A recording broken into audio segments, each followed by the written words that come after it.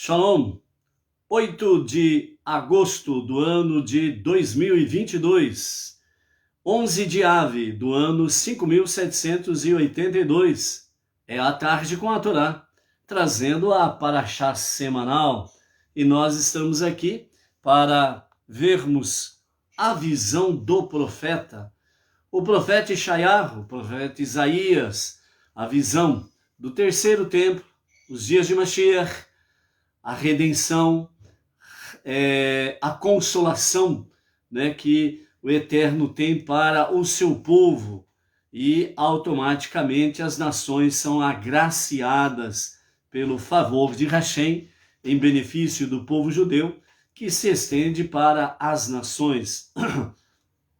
Nahamu, consolai o meu povo, diz o Eterno. Então, esta semana aqui, nós temos o princípio de 7 semanas, em que nós vamos ter aí porções do profeta Yeshayahu, Isaías, que traz sobre consolação e os ensinamentos a respeito destas questões. Vamos ver um pouquinho sobre o profeta Isaías no dia de hoje, e assim como durante toda a semana.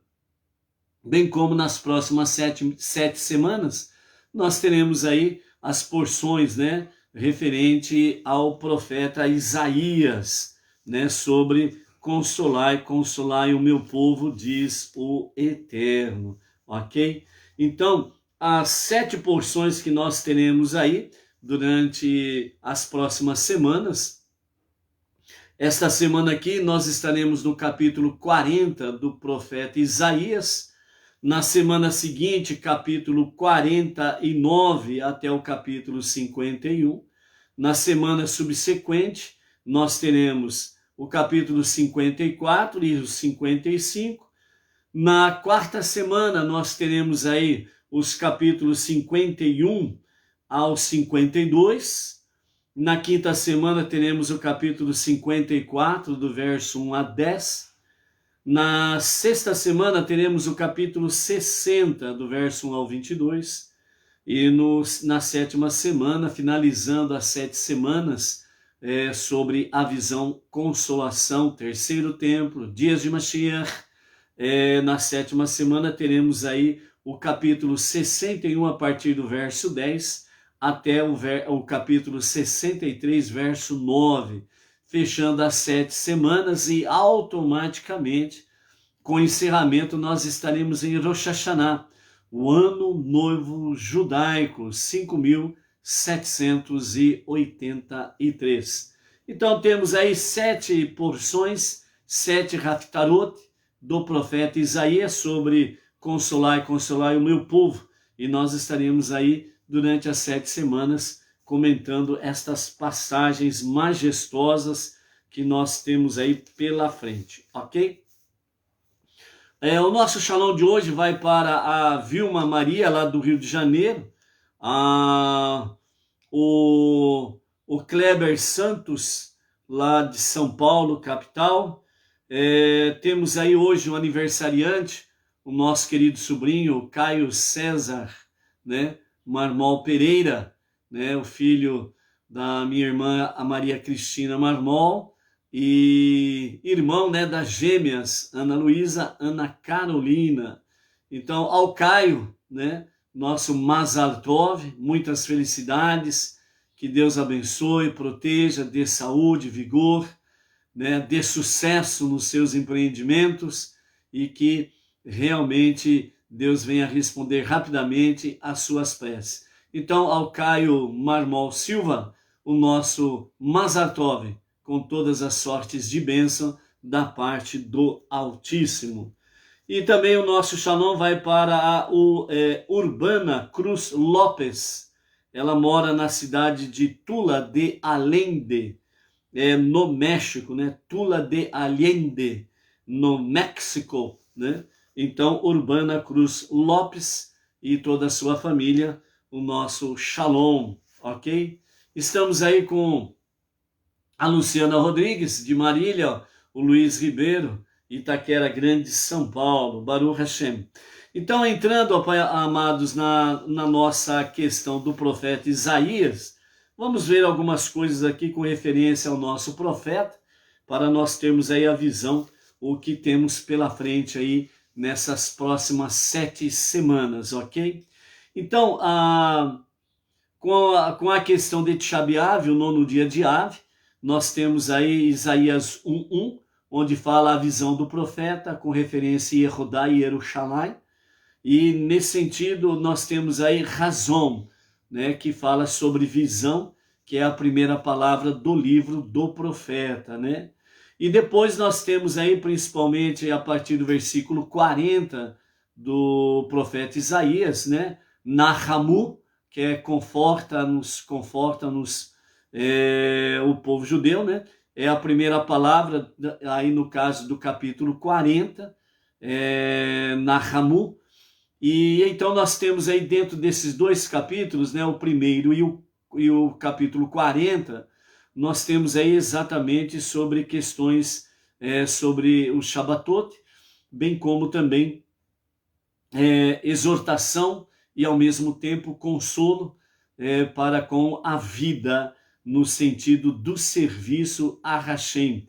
E também, né, sabemos aí já sobre a questão, né, das exortações que o profeta Isaías traz, de uma forma bem contundente, né? Mas porém ela está revestida, ou melhor, está recheada, né, de amor, para que realmente haja techuvá. Lembrando que techuvá é o tema central do nosso 5º livro, né? Devarim, Deuteronômio, né?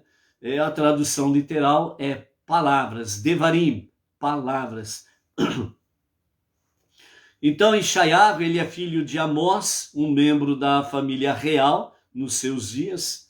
Sua primeira revelação pública como profeta divinamente inspirado ocorreu no ano em que Uzias foi acometido pela lepra, né? No ano 3142 a contar da criação, e no ano 2574 antes da Era Comum. Então, desde aquele tempo e por um período de 86 anos, então a voz do profeta Yeshayahu se fez ouvir em todo o reino de Yehudá, durante o reinado dos reis Uzia, Jotam, Ahaz ou Acás e Ezequias, né? Yeshayahu viveu até uma idade muito avançada. Eventos importantes marcaram durante o seu período de ministério profético, bem como também envolvendo toda a história do povo judeu. Isaías também, ele dentro destas realidades aí, obviamente, tudo aquilo que acontecia com referência ao povo judeu e aos reinados, né? Também isso envolvia o próprio mundo em si, as 70 nações, né? E então ele viu surgir um novo império, o Assírio, cujo rei, né, Shalmaneser, conquistou o reino do norte, e aí foi onde que aconteceu exatamente o exílio das 10 tribos, mais conhecida como as 10 tribos perdidas, e somente, né, Judéia permaneceu.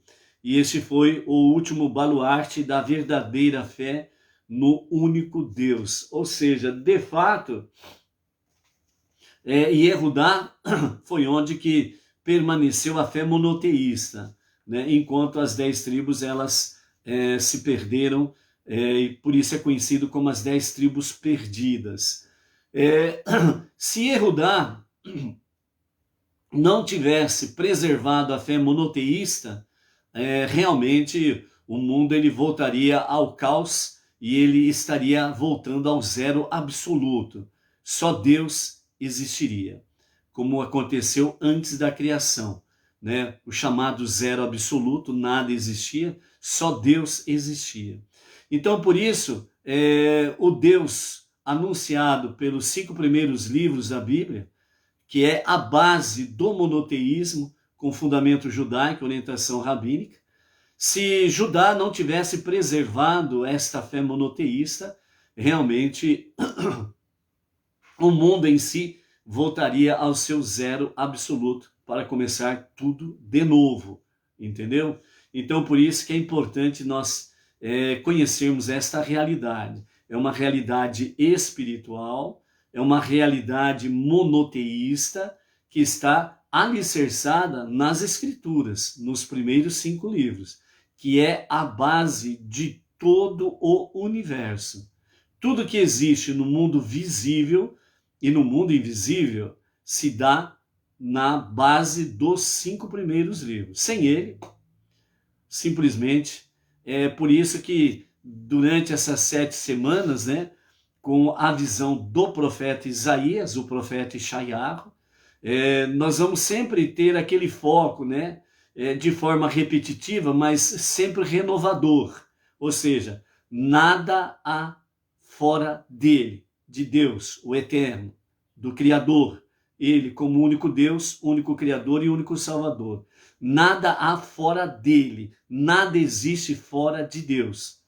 Então, por isso, é importante nós termos aí com essa questão do reino de Yehudá, que prevaleceu e pagou um alto preço no sentido de preservar a fé original, a fé monoteísta, certo? O exemplo mais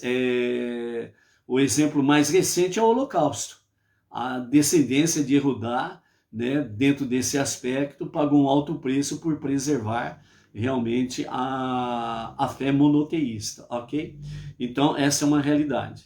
Então, dessa forma também, as práticas perversas dos vizinhos, né, em torno de Israel começaram a causar danos e a cidade sagrada de Jerusalém muitas vezes foi profanada por idolatria, injustiça e corrupção, né? Dentro de idolatria, injustiça e corrupção, tudo aquilo que é não ético, moral e espiritual é o que foi acontecendo. E isso trouxe realmente um grande caos, né, para o próprio Israel, para o próprio povo judeu e as nações, à medida que o próprio povo de Israel descia ladeira abaixo ao abismo espiritual, ético, moral, etc. e tal, as nações se aprofundaram ainda mais também nas suas práticas perversas, ok? Nesse sentido, o profeta Ishaiah, né,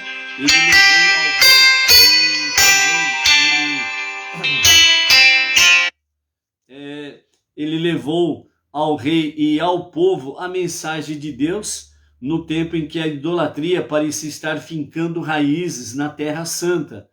E ele pregou justiça e caridade numa época em que a moral do povo descia cada vez mais a níveis mais baixos. Recordando que qual é a coluna mestre da Torá, dos 5 primeiros livros da Bíblia? Levítico, capítulo 19, verso 18. Esta é a coluna mestre de toda a Torá, onde está escrito: amarás ao teu próximo como amas a ti mesmo.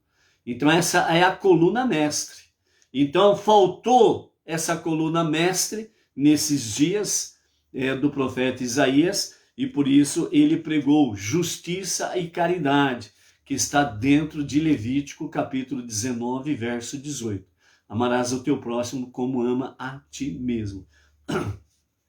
Então, sobre o chamado divino, o profeta Ishaiah, né, ele relata lá no capítulo 6 do seu livro: no ano da morte do rei Uzia, isso significa quando ele foi atacado pela lepra e estava isolado, eu vi Deus sentado sobre um trono alto e exaltado, e sua glória preenchia o santuário. Serafim, que são os anjos de fogo, estavam de pé à sua volta, e cada um com suas asas, com 2 cobria o rosto, com 2 cobria os pés, e com 2 ele voava. E um falava com o outro, dizendo: Santo, Santo, Santo, Kadosh, Kadosh, Kadosh, Adonai Tsevaot, o Senhor dos exércitos é este santo, e a terra inteira está repleta com sua glória. E os pilares tremiam com as vozes daqueles que clamavam: a casa ficou repleta de fumaça. E eu disse: infeliz sou, um homem de lábios impuros, e no meio de pessoas com lábios impuros eu habito, pois o Rei, o Senhor das hostes, o soberano, meus olhos viram. Então um serafim, um anjo de fogo, voou na minha direção, e em sua mão havia um carvão que ele tinha tirado do altar com o pegador. Ele o colocou sobre minha boca e disse: vê, isso tocou teus lábios, e tua iniquidade partiu e teu pecado está perdoado. E eu ouvi a voz de Deus dizendo: a quem eu enviarei e quem irá por nós? O por nós aqui se refere à corte celestial. Deus, ele é um e único. Ele não é dualidade nem trindade, ok? Então aqui ele está falando em nome da corte celestial. Ele, o Rei soberano, né? As várias camadas de anjos e de céus e paraísos, né? Tem ali as hostes celestiais. Então ele está falando nesse sentido, né? Quem irá por nós. Então o profeta disse: aqui estou, envia a mim. E ele respondeu: vai e diz a este povo: vocês ouviram, mas não entenderam. Vocês viram, mas não sabem. Obstinado é o coração deste povo. Seus ouvidos são pesados e os seus olhos fechados. Ou então seus olhos veriam, seus ouvidos ouviriam e seus corações entenderiam, para que se arrependam e sejam curados. Então a missão do profeta Yeshayahu era, antes de mais nada, admoestar as pessoas e insistir com elas para que se arrependessem e voltassem a Deus. É a Teshuvá, é a base de todo o livro de Devarim, Deuteronômio, um retorno. Teshuvá, ela é normalmente mencionada como arrependimento, mas literalmente a tradução de Teshuvá é retorno. Então Teshuvá literalmente é retorno. Então a Teshuvá, retorno ao quê? Um retorno a Deus para um verdadeiro e genuíno arrependimento. Isto é Teshuvá. Retorno a Deus para um verdadeiro e genuíno arrependimento. Ok? Então, essa era a missão do profeta Yeshayahu. Então, Deus disse a ele: vai e diz, né, a essas pessoas para que realmente possam ver, porque eles olham e não veem nada. Eles ouvem, mas não escutam nada. Os seus corações não entendem, não compreendem realmente a palavra e a vontade divina.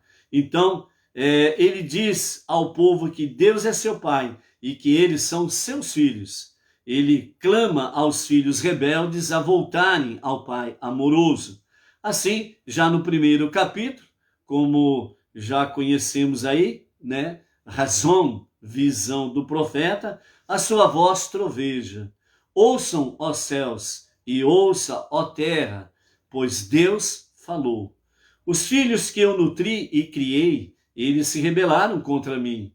O boi conhece o seu dono, o jumento conhece o jugo do seu amo, mas Israel não conhece. Meu povo não considera. Então assim ele conclama céu e terra como para serem testemunhas de que Israel se mostrou ingrato e desobediente. Ele não hesita em culpar os líderes, a quem chama de governantes de Sodoma. Ou seja, pelo baixo nível moral dos líderes, o profeta Yeshayahu, ele repreende severamente as lideranças, né, os devotas hipócritas, que oferecem sacrifícios a Deus, mas que não deixam de pecar, pensando que podem subornar a Deus, como fazem os idólatras. Assim, Isaías, ele continua a sua exortação. Então vejam bem, antes de continuarmos a exortação, né, o profeta Isaías não poupa a palavra aos líderes, Os líderes estão tão corruptos nos seus níveis éticos, morais e espirituais, que o profeta ele os compara, né, as lideranças do povo judeu, ele compara com as lideranças de Sodoma e Gomorra. Olha o nível em que eles estavam, para serem comparados às lideranças de Sodoma e Gomorra. Então, por aí você tira uma base como que estavam realmente no abismo ético, moral e espiritual. Então, as lideranças estavam levando o povo cada vez mais para o caos e uma rebeldia contra Deus, diretamente contra Deus.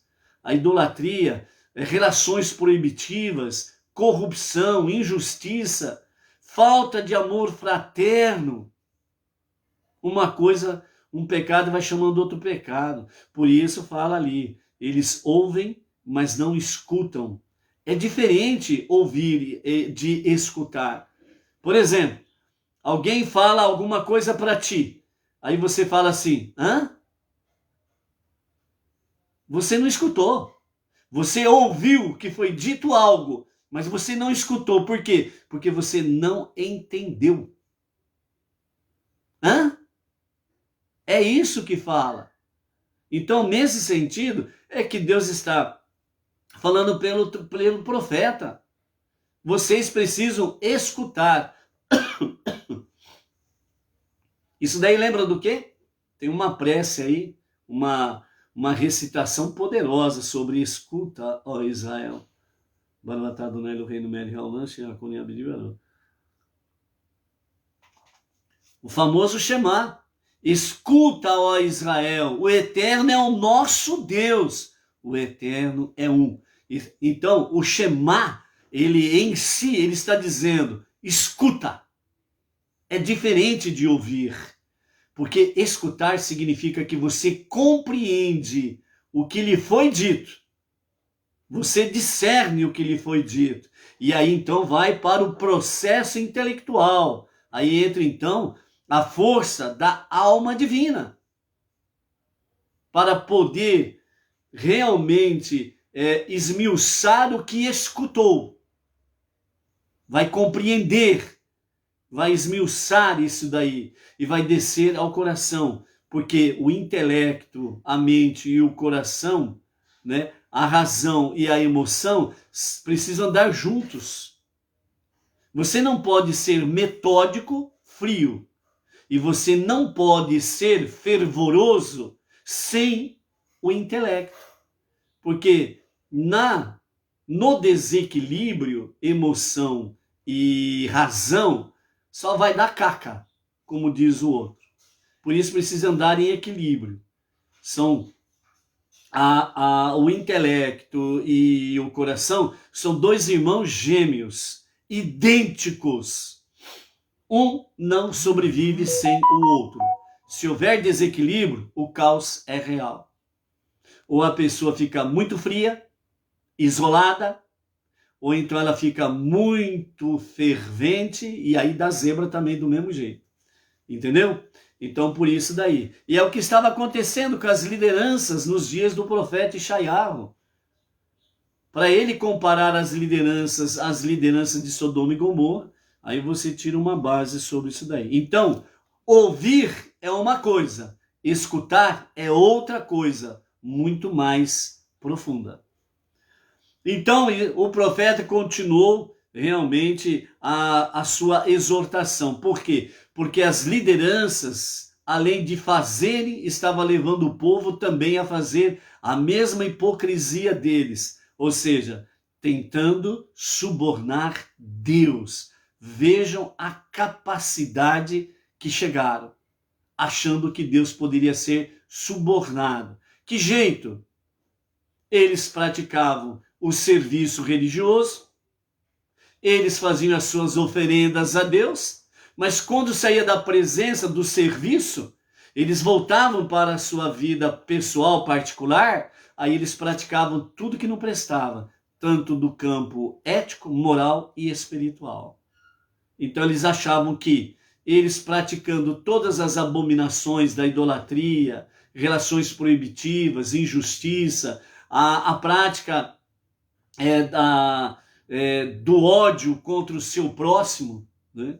E depois eles voltavam lá e faziam as suas preces, as suas oferendas a Deus. Então eles achavam que eles poderiam dessa forma subornar Deus, levar Deus no bico, né? Levar Deus no blá blá blá, né? Então o profeta vem para exortar severamente, dizendo: ouçam a palavra de Deus, governantes de Sodoma.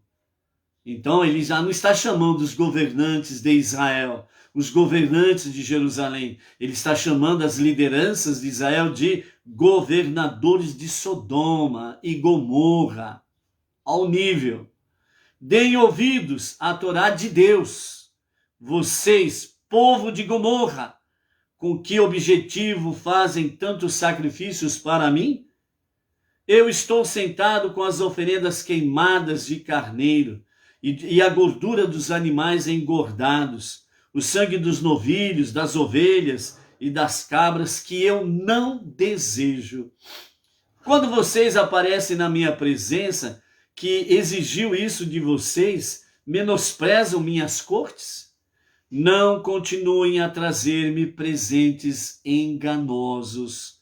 As luas novas e o Shabatot, a convocação de assembleias, não posso tolerar falsidades com reuniões solenes.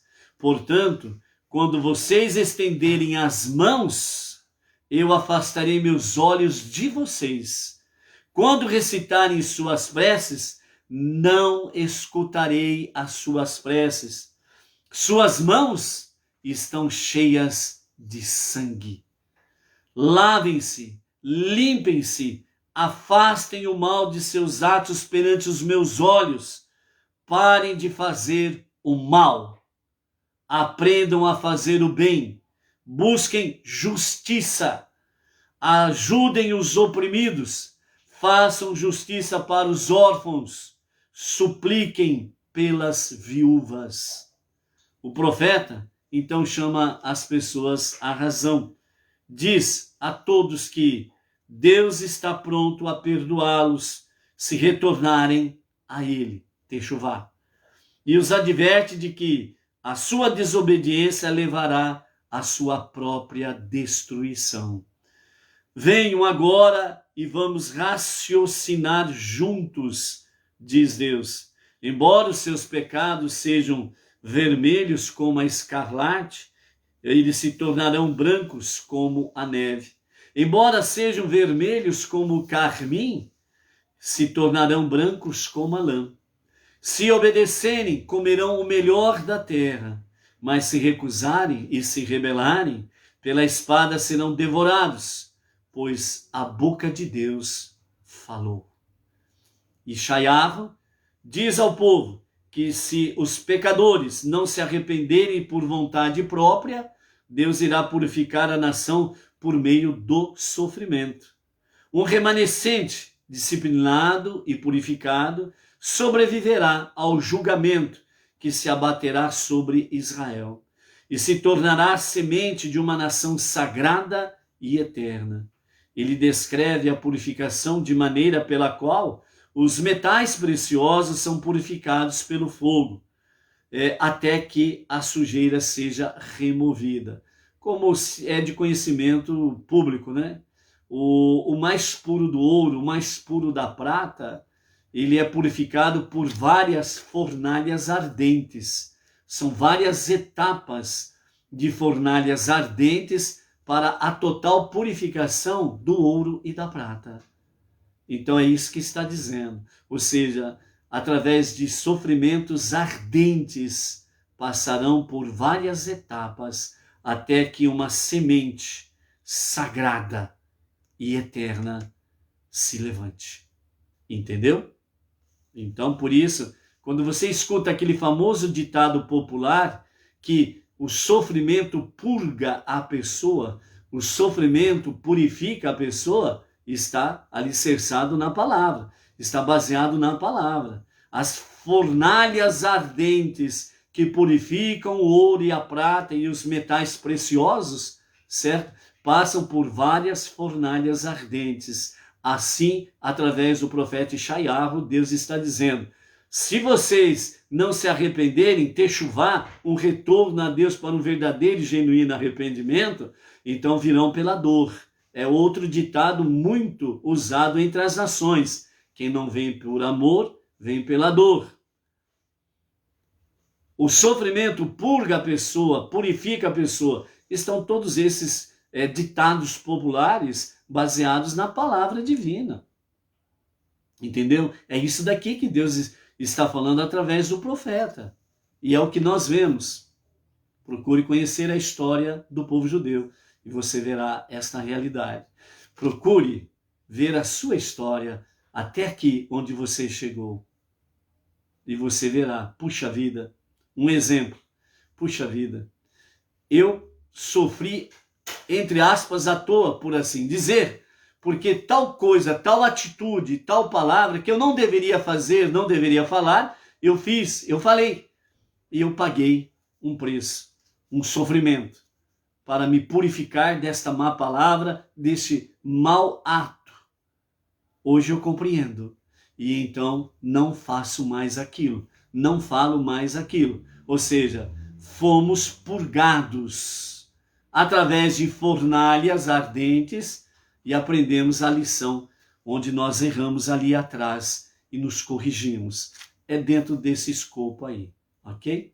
E então, portanto, diz Deus a todas as hostes, o poderoso de Israel: eu voltarei minha mão contra vocês e purgarei, aqui ó, a palavra sendo usada, e purgarei como as suas impurezas e removerei toda a sujeira e restaurarei seus juízes como antes e seus conselheiros como no princípio.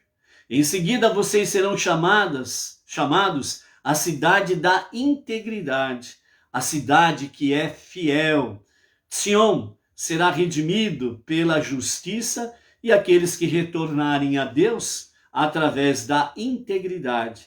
As profecias de Ishaiahu sobre a futura glória de Israel são tão eloquentes quanto inspiradoras. Por isso, aí nós saímos do capítulo 1 e vamos direto para o capítulo 40. Nahamu, consolai, conforte meu povo, diz o Eterno. Fala ao coração de Jerusalém e proclama a ela que seu tempo de punição está completo, que sua culpa foi expiada.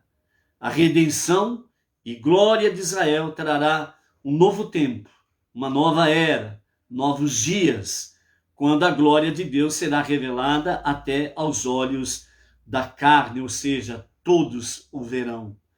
E a glória de Deus será revelada, e toda a carne verá junta que a boca de Deus falou. Especialmente notável será a revelação divina nas montanhas de Sião e nas cidades de Erudá e Jerusalém. O primeiro capítulo, verso 1, Hanom, né? Onde nos fala exatamente a visão, né? Do profeta, onde nos traz aí sobre Erudá e Jerusalém, né? Então, a visão do profeta, aqui confirmado dentro do capítulo 40 também, né? Mostrando que realmente os dias de glória de Israel serão restabelecidos, seus juízes, suas lideranças serão como no princípio, retos, corretos, justos, e não levarão ao povo à rebeldia contra Deus. Então, aqui nós temos exatamente, não é à toa que o profeta Ishaiahu é chamado também de o profeta messiânico, porque aqui ele está tendo a visão, desde o primeiro capítulo, ele está tendo a visão sobre Erudá e Jerusalém, certo? A visão do terceiro templo, a visão dos dias de Mashiach, a visão da redenção, né? A redenção final nos dias de Mashiach, para que todo o Israel, todo o povo judeu, seja plenamente, completamente restaurados às suas veredas antigas. E através disto, é que as nações também serão restauradas ao princípio da criação. Bereshit, Gênesis, no princípio, quando Deus ele trouxe o Gan Eden, o jardim do Éden, entendeu? Então, por isso, os dias de Mashiach é dentro do livro do profeta Ishayahu, é realmente o cerne desta realidade. E é por isso que esta questão de Mashiach, realmente ansiar por Mashiach, buscar Mashiach, implorar a Deus para que os dias de Mashiach aconteça nos nossos dias, a qualquer momento e a qualquer momento agora mesmo, é algo que precisa estar realmente em todo o nosso aparelho respiratório, nos nossos rins, no nosso coração, nos nossos pulmões, nas nossas veias, artérias. Mashiach, Mashiach, Mashiach precisa ser realidade agora, não amanhã. É isso que nos falam os nossos sábios, é nós vivermos esta realidade agora mesmo e não deixar para o amanhã, entendeu? E é isso que o profeta traz para nós, dentro da visão da redenção e da glória de Israel sendo restaurada nos dias de Mashiach. Por isso, um verdadeiro e único Mashiach, ele restaurará realmente esta glória e fará com que, primeira ação, todos os judeus nas nações, no mundo inteiro, convergirão para Israel, convergirão para a cidade do grande rei. E isso é um alerta para as nações, porque nesse mesmo momento, o que acontecerá? O povo judeu retornando para Israel, a Terra Santa, que pertence ao povo judeu, e ao mesmo tempo, todo não-judeu em Israel, em Jerusalém, retornando para os seus países de origem. Vai ser tudo tranquilo, fica sossegado, não vai ter guerra nenhuma não, viu? Os povos vão sair tranquilamente, vão sentir que não tem espaço para idolatria, não vai ter mais espaço para idolatria dentro de Israel, dentro de Jerusalém. A glória de Deus será totalmente restaurada. E à medida que o passo de Mashiach vai se encaminhando para isso, naqueles dias, que seja agora mesmo, amém, vem amém, então os não-judeus vão ver que não tem mais espaço para eles. Então não tem mais espaço para idolatria, não tem mais espaço para placas denominacionais, então vão retornar para as suas nações de origem, certo? E enquanto isso, né, todo Israel, todo Yehudá, né, que é o que preservou o cerne da Torá, estará então restaurando esse único e verdadeiro Mashiach, que vem da linhagem de Yehudá, David, etc. e tal, vai chegar aí e vai estar restaurando todas estas coisas. Depois que a casa estiver em ordem, né, o terceiro templo construído, certo? Então aí, a partir de Jerusalém, sairá a palavra da Torá para todas as nações. Então aí nós teremos realmente, né, a verdadeira e perfeita harmonia entre os povos, entre as pessoas, né? E então, de fato, né, a família será também restaurada ao seu cerne, aquilo que Deus mais ama, a família, ok? Então, por isso, né, diz que a glória de Deus será revelada e toda a carne verá junto que a boca de Deus falou, né? Então, de forma as cidades de Yehudá e Jerusalém, onde será fácil contemplar a glória de Deus, e tão profundo será o conhecimento do povo, e então será dito: vejam, aqui está o seu Deus. Deus será revelado em sua completa majestade e poder, mas também em sua infinita misericórdia, pois ele reunirá os exilados do povo judeu na terra prometida. Assim como um pastor que alimenta seu rebanho, que reúne os cordeiros em seu braço e os carrega no colo e gentilmente apacenta os mais novos. assim. Mashiach, ele estará fazendo nesses dias, e ele estará conduzindo tanto o povo judeu como as nações a servir o único Deus, a adorar o único Deus, o único Criador, o único Salvador. Porque Mashiach, que não é Deus, e nem se assumirá sobre si esse título de Deus, Filho de Deus e Companhia Limitada, que não tem nada a ver com a base bíblica. Então ele estará realmente, né, como líder máximo daqueles dias, né, estará realmente trazendo o povo judeu a servir a Deus de forma como deve ser, e através disso as nações estarão sendo levadas a viverem plenamente as 7 leis de Noah, ou as 7 leis universais. E por isso o mundo não judaico e o mundo judaico estarão em perfeita harmonia. E entre as nações sairão seus povos, né? Os seus representantes de cada das nações estarão indo para as grandes festividades em Eretz Israel, para estarem ali, junto com o povo judeu, no Beit HaMikdash, o terceiro e definitivo templo sendo restaurado, que foi restaurado naqueles dias, para juntos estarem servindo o único e o verdadeiro Deus. Então, por isso, Devarim, palavras, traz para nós realmente cada vez mais a presença do profeta Ishaiah, para que nós possamos realmente estarmos aí dentro desse aspecto. Por quê? Porque Moshe, ele estava em uma conexão muito forte, muito elevada com Deus. E nesse mesmo aspecto, Isaías, o profeta, também foi elevado a um nível muito profundo. Não igual a de Moshe, mas realmente trazendo para a sua geração dos seus dias essa conexão. Moshe, ele clamou. Por isso, a Vait Hanan, né, nos fala, implorou, ou dizendo, Moshe, eu implorei a Deus. A princípio, né, numa visão de uma análise, vamos dizer, superficial, então Moshe estava implorando para entrar na terra prometida. Esta é uma visão simplória da leitura da Torá. Mas os nossos sábios trazem para nós realmente de forma mais profunda, mais elevada, muito sublime e espiritual, o que de fato realmente Moshe estava dizendo com esse Vait Hanan.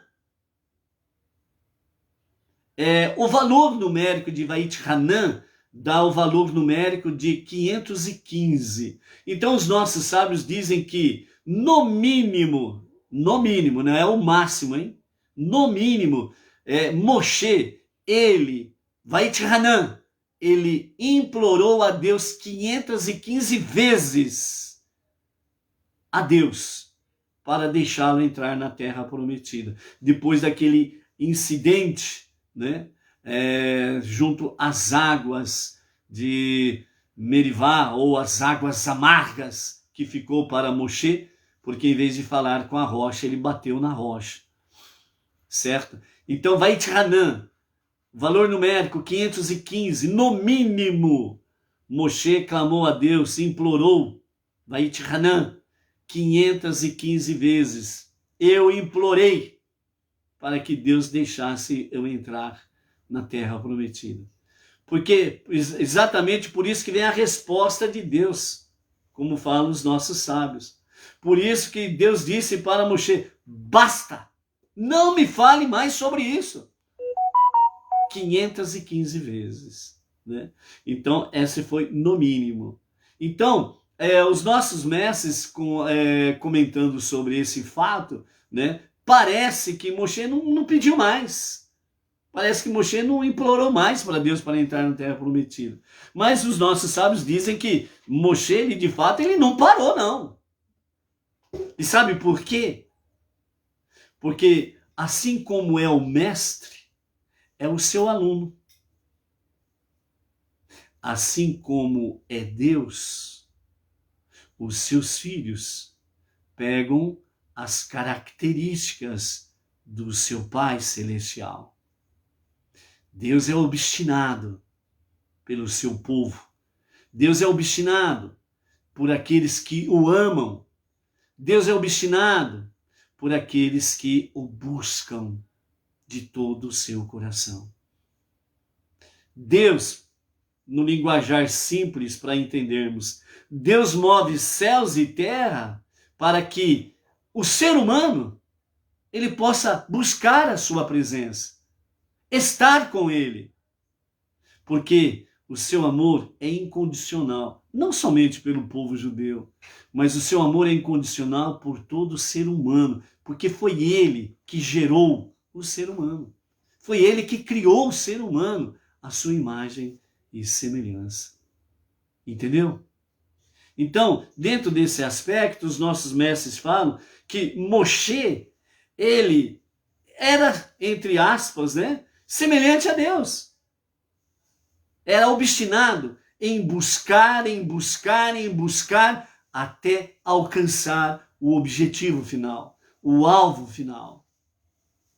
Moshe conhecia muito bem o seu Deus, o nosso Deus. Então Deus disse, basta, não me fale mais sobre isso. Moshe, ele simplesmente correu falar com o povo para se preparar para entrar na terra prometida. Até os últimos segundos de sua vida, ele parou de fato de pedir a Deus, Vaitchanan, de implorar a Deus para entrar na terra prometida? Certamente não, dizem os nossos mestres, porque ele vivia muito na presença de Deus. E ele adquiriu muitos atributos divinos, muitas características de Deus. Deus, ele nunca abandonou o seu povo. Moshe não queria abandonar o seu povo. Ele queria entrar com o seu povo. Deus sempre quis que o seu povo pudesse entrar na terra prometida e poder viver toda a dimensão do mundo natural e do mundo sobrenatural da terra prometida. E Moshe queria viver com o povo exatamente isto, desfrutar da terra natural e ao mesmo tempo, na terra natural, desfrutar das coisas sobrenaturais, celestiais que aconteceriam. Por isso, esse nível de Moshe, Deus o impediu de entrar. A questão da rocha, dele não falar e bater na rocha, Deus usou apenas aquilo ali, como dizem os nossos mestres, Deus usou aquilo ali apenas como uma desculpa para que Moshe não entrasse na terra prometida. Porque se ele entrasse na terra prometida, os dias de Mashiach começariam exatamente naquele momento. Mas não era a hora, não era o momento oportuno para que isso pudesse de fato acontecer. Então Moshe não entrou. Não era o momento. O momento não era adequado. Então Deus usou aquela desculpa e Moshe não entrou. Mas Moshe, ele sabia muito bem seguir o seu mestre. E o exemplo de Moshe é um exemplo para todo o povo judeu e para todo o povo não judeu. Por isso, o monoteísmo com fundamento judaico e orientação rabínica é para que nós não percamos realmente de vista os nossos mestres. O mestre por excelência, a liderança por excelência da nossa geração é o Rebbe Menachem Mendel. Os seus emissários, os rabinos do Rabat, os emissários do Rebbe, são aqueles que foram enviados pelo Rebbe entre as nações, para que as nações pudessem ter a oportunidade, como não-judeus, de conhecerem o Deus que é um e único, indivisível e incorpóreo, a unidade e a unicidade do único Deus, do único Criador, do único Salvador. E por isso, amados, no Brasil começou no ano 2012, e é um movimento que chegou para não retroceder. É um movimento Benenor, dentro do monoteísmo, com fundamento judaico e orientação rabínica, que veio para ficar, se expandir. Dentro desse aspecto, né, tivemos aí um pequeno corte aí do sinal, mas parece que já voltou, né? Ok? Então, continuando aí, né? Então, dentro desse aspecto aí, né, o que aconteceu? Nós estamos aí, de fato, nos preparando para cada vez mais divulgarmos a unidade e a unicidade de Deus, as 7 leis universais, ou as 7 leis de Noah, e cada vez mais unidos com o povo judeu através dos rabinos, né, com o movimento monoteísta com fundamento judaico. Porque os dias estão próximos mais do que nós imaginamos. Por isso, mais pertinente para os nossos dias são as expressões dos nossos mestres.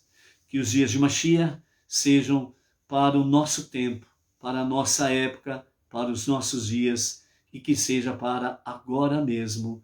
Amém. Amém. Ok? Amanhã, pela graça bendita de Hashem, vamos continuar.